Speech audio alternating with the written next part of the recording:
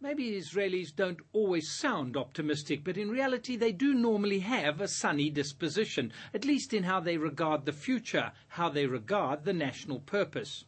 Oh, indeed, there have definitely been troubled times, a very troubled national mood beforehand, like in the mid-60s when stagnation in terms of economic growth cast doubt on whether there was any kind of bright economic future to contemplate, or in the mid-70s following the surprise of the Yom Kippur War, which caught Israel's political and military leaders alike resting on their laurels that they never had to fear Arab armies. And again during the early days of the Second Palestinian Intifada, when the years of occupation finally seemed to have caught up and the country appeared to have lost its moral compass.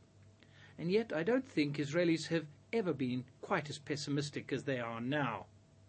Adam Cohen wrote recently in the New York Times with regard to his country, America, but it's equally applicable, I feel, to Israel of late 2006, that pessimism is the most un-American of philosophies. Our nation, he says, was built on the values of reason and progress, not to mention pursuit of happiness, whereas, Cohen goes on, pessimism as a philosophy is skeptical of the ideal of progress.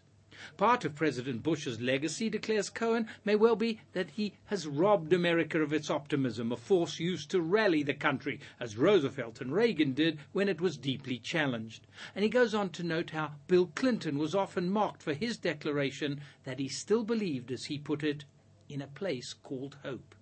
But that Clinton understood only too well that instilling hope is a critical part of leadership. Do Israeli leaders today understand that today? I'm reminded of a very gloomy story, but a very telling story about the most famous of European performers, Grok the clown. A man was beset by terrible depression. Pessimism about the future would simply not lift its gloomy mantle off him, no matter what treatment he was prescribed, no matter how many eminent psychiatrists or spiritual leaders he consulted.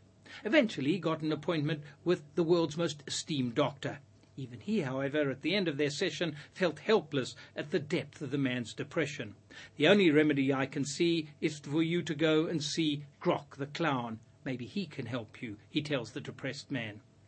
Slowly, sadly, comes back the response. I am Grok. Looking in on Israelis today, as Israelis look in on themselves, it strikes me that the prevailing pessimism stems from two sources which are, in fact, part of the very same phenomenon, that absence of a leadership of hope, to which the Times columnist was referring, is the central issue. Stepping back a moment beyond this national pessimism, what never fails to strike me, whenever one goes around the country, whichever part of Israel one engages, is how buoyant a society Israel remains, how challenging of themselves Israelis are, how remarkable are achievements on the individual and collective level, and how varied and dramatic in so many arenas are those endeavors. We need only to look back to the outpouring of caring for the other, which was so spirited during the recent war with Hezbollah, when the government itself moved so slowly in caring for the daily needs of the million and more Israelis in the north of the country who were under constant bombardment. But not only in times of such peril, on an everyday basis, in so many small and large ways, it is this dissonance which is hard to understand, between those sunny achievements of Israelis, collectively and individually, the dissonance between those exploits, literally on a daily basis, and the lack of direction, the lack of agenda, the lack of inspiration about national purpose that emanates from the very top. And this from a government led by Ehud Olmert, who not only had a major agenda on the table when he went into elections last March and duly won them handsomely by getting Israelis to rally to his call that what the nation needs is finally, after so many decades, to decide for itself where its future lies, the future of its borders, physical and moral, and to pursue that purpose. Olmert promised indeed that if Israel took its destiny into its own hands, went for that purpose, irrespective of what others thought, it would ensure a truly wonderful future, make Israel a place, in his phrase, in which it would also be fun to live. That notion has gone. Israel has abandoned the agenda. Olmert has abandoned the agenda which brought him to power, that it is for Israel to fix its own desired borders and to determine its own future directions. And he provides No new viable agenda, other than a reactive one to the challenges and threats imposed upon Israel.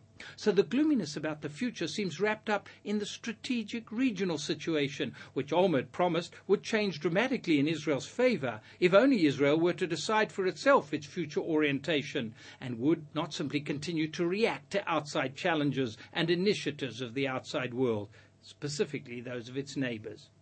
Now, it is true that over the last few days, Israelis have been seeing on their TVs and reading in their papers about how some of those neighbors marked what they designate as Jerusalem Day with blood-curdling threats and downright nasty predictions about how they intend to bring Israel asunder, to bring about its very demise. And even closer to hand, there is, of course, Hamas, the elected Palestinian government, absolutely obdurate, not only defiantly refusing to recognize Israel's right to exist, but implying that the Palestinian dream ought to be not coexistence at all, but the snuffing out of Israel as a separate entity. The threats do exist, and they should certainly not be ignored. But to listen to many Israelis, from the top down, you get the impression that these are the only voices in the region, the only voices among Israel's neighbors, whereas perhaps the most remarkable outcome of the difficult war against Hezbollah is not so much how it spawned afresh such nasty attitudes, but also how hopes for peace have been rekindled, how many moderates within the Arab world, Egypt, Jordan, Saudi Arabia, and yes, also among the Palestinians, all insist that the time is now ripe for a real peace endeavor.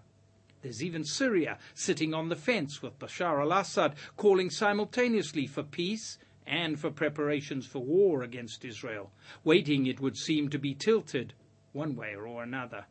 Which way will Israel seek to tilt him? Tilt the whole Arab world, you could say, if it tries to extricate itself from the throes of this pessimism, seek to grab itself the initiative by propelling Israel and perhaps the region as a whole towards sunnier pastures. That too is the challenge of leadership. To repeat one of Israel's best friends of recent years, Bill Clinton, to recognize the need to believe in a place called hope.